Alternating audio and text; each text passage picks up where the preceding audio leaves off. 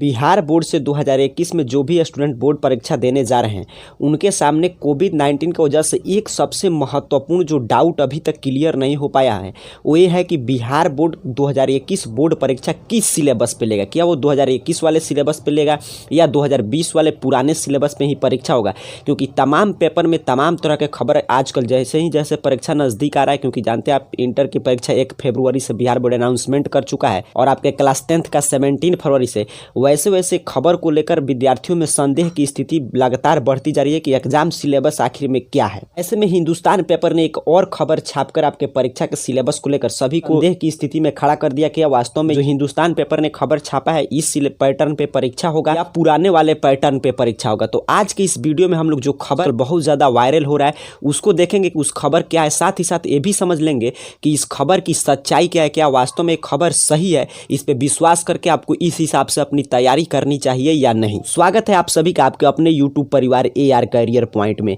Bihar board से जुड़ी कोई भी खबर सबसे पहले सही और सटीक विश्लेषण के साथ देखते रहने के लिए इस चैनल को सब्सक्राइब कर बेल आइकन जरूर प्रेस कर लीजिएगा, क्योंकि हम आपके लिए सभी खबर को बिल्कुल सही जानकारी के साथ लाते हैं, साथ ही साथ उस खबर का बिल्कुल विश्लेषण करके आपको बता देते हैं कि वो खबर आपके लिए सही है या ये फेक न्यूज है। तो आइए सबसे पहले चर्चा करते हैं कि आज का जो खबर छपा हुआ है वो क्या है, उसके बाद विस्तार से हम लोग चर्चा करेंगे। तो देखिए हिंदुस्तान के लगभग आज के भी पेपर में कल ही से हिंदुस्तान के ई पेपर में उपलब्ध था एक बिहार बोर्ड 12th एग्जाम 2021 रसायन शास्त्र के सिलेबस में कटौती नहीं, बढ़े हैं प्रश्नों के विकल्प। ये सिर्फ 12 क्लास के रसायन की बात नहीं है, नीचे हम लोग और खबर है आपके मैथ को लेकर, फिजिक्स को लेकर सभी खबर आ चुका है। यहाँ पे जो एक महत्वपूर्ण बात जो हम आपको शुरू से ही बताते आ रहे हैं, सिलेबस में कोई कटौती नहीं हुआ है, इस बात पे आज भी फिर मुहर लग गया कि देखिए स्पष्ट रूप से लिखा है कि सिलेबस में कोई कटौती नहीं हुआ है। आइए पहले बात करते हैं इस खबर में क्या बताया जा रहा है और साथ ही साथ अंत में ये भी देखेंगे कि खबर सही है या खबर गलत है, इस खबर के हिसाब से कि आपको भी अपने तैयारी में बदलाव करना चाहिए कि नहीं। यहाँ पे क्या लिख रहा है कि इंटर वार्षिक परीक्षा 2021 के रसायन शास्त्र के सिलेबस में कोई कटौती नहीं की गई है। नीचे आइए जो मुख्य बात है इस खबर को उसको समझते हैं। यहाँ पे देखिए लिख रहा है AN कॉलेज के रसायन शास्त्र के शिक्षक प्रोफेसर अनिल कुमार सिंह के अनुसार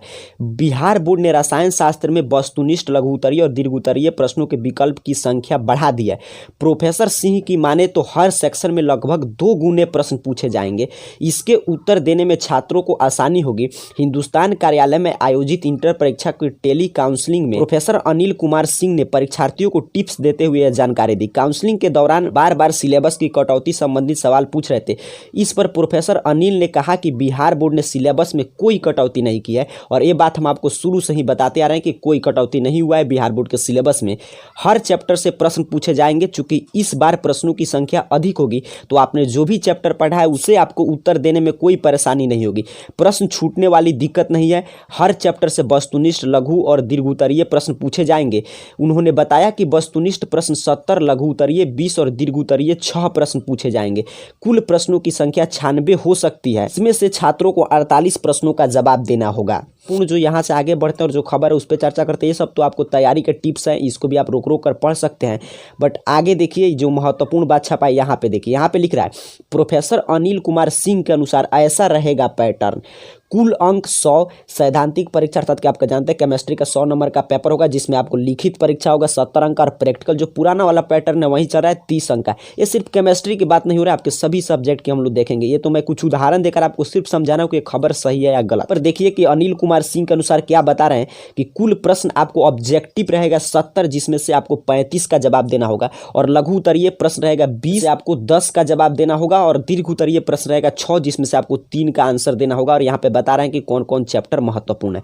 अब बात करते हैं वास्तव में ये बिहार बोर्ड ने ऐसे कर दिया है कि 70 ऑब्जेक्टिव रहेगा, तो इसके लिए मैं आपको 2-3 बात यहाँ पे पहले इस खबर को ही देख लीजिए। तो दरअसल ये ऑफिशियल नोटिफिकेशन बिहार बोर्ड का नहीं है, ये मेरे बात क्योंकि मैं कोई भी खबर आपको बिल्कुल स्पष्ट शब्दों में समझा देता हूं, तो स्पष्ट समझ में आप समझ लीजिए कि ये जो खबर आप देख रहे हैं ये बिहार बोर्ड का ऑफिशियल नोटिफिकेशन नहीं है, एक शब्द में मैं आपको बता दूं। और दूसरी बात कि ये ना ही हिंदुस्तान पेपर का ऑफिशियल नोटिफिकेशन, क्योंकि देखिए यहाँ पे ये भी लिख दिया है स्पष्ट रूप से कि पेपर अपना भी दोष छोड़ा लिया है। क्या लिख रहा है कि प्रोफेसर अनिल कुमार सिंह के अनुसार ऐसा रहेगा पैटर्न, स्पष्ट कि एक ये प्रोफेसर का मत है, अर्थात कि ये जरूरी नहीं है कि ये हिंदुस्तान पेपर इसकी पुष्टि करता है। अगर ये खबर सही होता है तभी ये अनिल कुमार सिंह का मत है, और अगर खबर झूठ हो जाता है तभी ये उन्हीं का मत था। हिंदुस्तान पेपर इसके लिए कोई भी इसका जवाबदेही नहीं बन रहा है। ऐसा रहेगा पैटर्न, इस लाइन को भी समझिए। और यहाँ पे भी बार बार सकना शब्द का प्रयोग किया जा रहा है, अर्थात कि ये भी प्रोफेसर साहब हैं तो ये भी अनुमान लगा रहे हैं कि हो सकता है बिहार बोर्ड का आज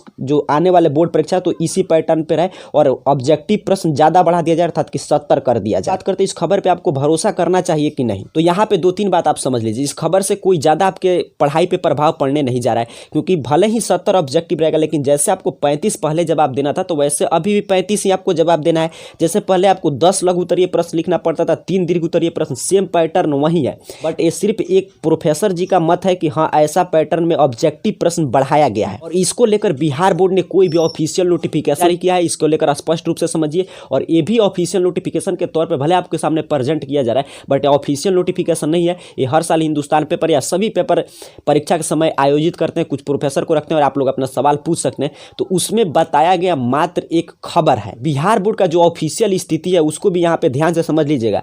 वो स्थिति ये है कि बिहार बोर्ड ने पीछे बताया था कि सिलेबस को लेकर अभी बिहार बोर्ड एक भी शब्द नहीं बोला है, कोई चुप्पी नहीं तोड़ा है। वो सेंटअप परीक्षा के समय एक बात कहा था कि सेंटअप परीक्षा मैं बिहार बोर्ड बोला था कि मैं इसलिए आयोजित कर रहा हूं कि आपको पता चल जाए कि ऐसे ही प्रश्न 2021 बोर्ड परीक्षा में आएंगे। और बिहार बोर्ड स्पष्ट शब्दों में सेंटअप परीक्षा के नोटिफिकेशन में इस बात की चर्चा किया था, पैटर्न और जिस सिलेबस पे सवाल आएंगे उसी सिलेबस और उसी पैटर्न पर 2021 बोर्ड परीक्षा होगा। बट वहां पे ऐसा कोई कुछ भी, आप खुद सेंटअप परीक्षा दे चुके, आप देख लें कोई भी ऐसा बदलाव नहीं किया गया कि 70 ऑब्जेक्टिव पुराना ही पैटर्न था 2020 वाला। अब इसकी कोई सच्चाई नहीं है, क्योंकि ये सिर्फ एक प्रोफेसर जी का मत है, तो इसके सच्चाई कुछ नहीं है कि हाँ इसके बिहार बोर्ड को अब इस पे आपके डाउट को दूर करते हुए एक जरूर छोटा सा ही नोटिफिकेशन जारी कर देना चाहिए। क्योंकि बिहार बोर्ड आप जानते हैं डेली नोटिफिकेशन जारी करता है, तो फिर एक बार छोटा सा ही नोटिफिकेशन जारी करके बिहार बोर्ड को स्थिति स्पष्ट कर देनी चाहिए कि क्या जिस तरह सेंटअप परीक्षा हुआ है उसी तरह होगा, जो एक खबर छपा है इसके अनुसार होगा। बट इस खबर को लेकर आपको ज्यादा तनाव नहीं करना, आप जिस रूप में अपने तैयारी को आगे बढ़ा रहे हैं उसी रूप में बढ़ाइए, क्योंकि ये भी कोई बहुत बड़ा बदलाव नहीं है,